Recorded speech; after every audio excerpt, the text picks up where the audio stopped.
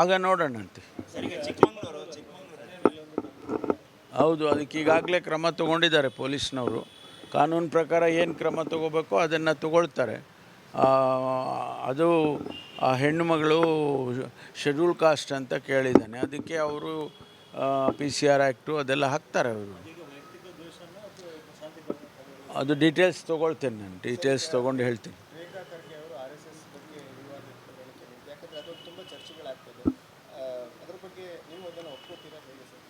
ಅಲ್ಲ ರೀ, ಅವ್ರು ಹೇಳಿದ್ದಕ್ಕೆ ನಂದೇನು ಒಪ್ಪಿಗೆ ಆಗಬೇಕು?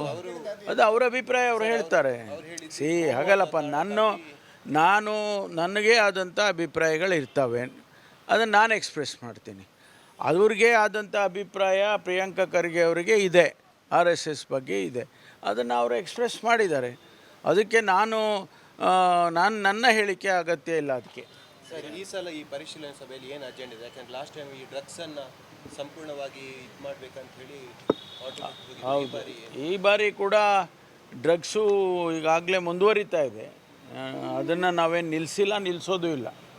ಎಲ್ಲಿಯವರೆಗೆ ಅದು ನಡೀತಾ ಇರುತ್ತೆ ಅಲ್ಲಿವರೆಗೆ ನಾವು ರೆಗ್ಯುಲೇಟ್ ಮಾಡಲೇಬೇಕಾಗ್ತದೆ. ಎರಡನೇದು ಲಾ ಆ್ಯಂಡ್ ಆರ್ಡರ್ ಇದೆ, ಅದೇನಿಲ್ಲ. ಅವರು ಸ್ಟಡಿ ಟೂರ್.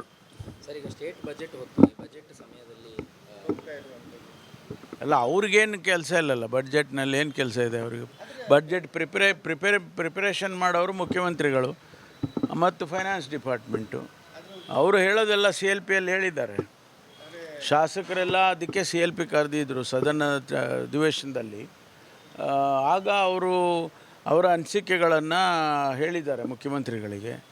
ಸೊ ಅದನ್ನೆಲ್ಲ ಸಂಗ್ರಹಣೆ ಮಾಡಿ ಈಗ ನಮ್ಮ ಜೊತೆ ಎಲ್ಲ ಮಾತಾಡಿದ್ದಾರೆ ಮುಖ್ಯಮಂತ್ರಿಗಳು. ನಮ್ಮ ಇಲಾಖೆಗಳದ್ದೆಲ್ಲ ಡಿಸ್ಕಷನ್ ಆಗಿದೆ, ಇನ್ನೂ ಕೆಲವು ಡಿಸ್ಕಷನ್ ಆಗಬೇಕು.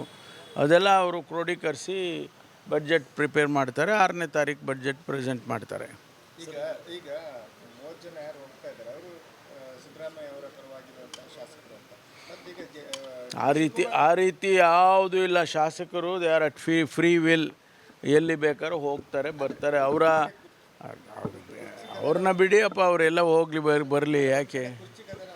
ಯಾವ ಕದನನೂ ಇಲ್ಲ.